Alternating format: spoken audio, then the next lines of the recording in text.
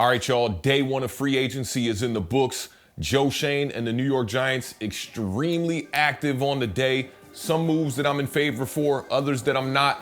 But let's get right to it. Right off the bat, man, the biggest shocker of the day is Saquon Barkley signing a 3-year, $37 million contract with the Philadelphia Eagles. That was one of the players that I thought Schoen was going to find a way to bring back. But I think with the mistake of signing Daniel Jones, there really just wasn't enough allocated funds to be able to pay premium price for a position that we all know that Schoen does not value. If you go back to Schoen's days in Buffalo and the way that they handled the contracts with Shady McCoy, I've been saying this for years, that when it came time for the Giants to pay Saquon Barkley, it was likely that they would treat him the same way that they did Shady McCoy in Buffalo. And as sure as shit stinks, Saquon Barkley is no longer a Giant. Another shocker on the day was Xavier McKinna signing a 4-year, $68 million deal with the Green Bay Packers. I was just watching the interview just a couple of days ago with Kay Adams, where it seemed like there was a little bit of optimism coming from Xavier McKinna as far as wanting to be a Giant and definitely wanting to stay in New York. But after the first day of free agency, Xavier McKinna is headed to Green Bay. I thought that Xavier McKinna was going to be a way to galvanize that secondary, but now we got another hole. Looks like Dane Belton is the starting safety for now until the New York Giants can find another option. Now, before we jump into the major move that the New York Giants made on the day, let's talk about two of the signings that they did on the offensive line. I was more looking at Dalton Risner from the Minnesota Vikings, a guy who was only there for a year, had a stellar season. I thought we could bring him in for relatively a cheap price, but the Giants end up going in a different direction. They bring in John Runyon on a 3-year, $30 million deal. He's just 26 years old, and I think he's a promising player that the New York Giants are banking on developing in the next couple of years. People expect a lot of things out of you. They expect you to be this kind of Pro Bowl, all-pro player at the high school level that my dad was. At the end of the day, it doesn't mean anything. And, you know, I chose going to the same college that he went to, University of Michigan, and walking by his All-American picture on the hallway every single day at Michigan.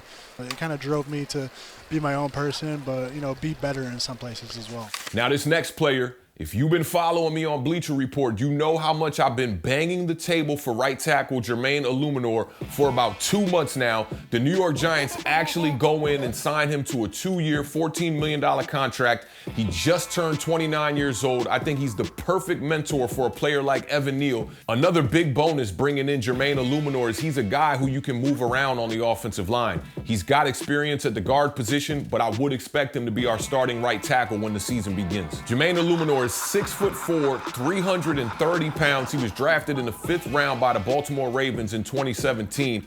And big shout out and salute to my homie Nick the Wick, man. We got a fellow Lackawanna College alum on the New York Giants roster playing that right tackle position now. Now, I know a lot of y'all gonna be heartbroken that we lost Saquon Barkley to free agency, especially with him going down to Philly and playing with the Eagles. I know that's gonna bother y'all. Y'all gonna feel some kind of way about that. But the Giants did replace him with running back Devin Singletary. They signed him to a 3-year, $16.5 million contract. He had a solid year in Houston last year when a lot of people thought that Dameon Pierce was gonna be the lead back in Houston. So I'm pretty excited to bring in Devin Singletary and shift from Saquon Barkley being a bell cow running back to a running back by committee type of situation now. Now, the big splash signing of the day is defensive end Brian Burns. Schoen and the New York Giants went out there and gave him a 5-year, $150 million contract with $87 million of that guaranteed. Sounds like a quarterback contract, but Brian Burns is definitely an ascending player. He's never had less than 7 sacks in any season. You go back and you look at the 2022 season where he had a career high 12.5 sacks that season. He's a player that can get after the quarterback, ran a 4.53 40 at the combine, 10-inch hands, and a 10-foot broad jump. This dude is an athletic freak, and now pairing him up with a guy like Kayvon Thibodeau, I think this is going to be a great one-hand wash the other type of situation for the New York Giants. But we did give him a big bag.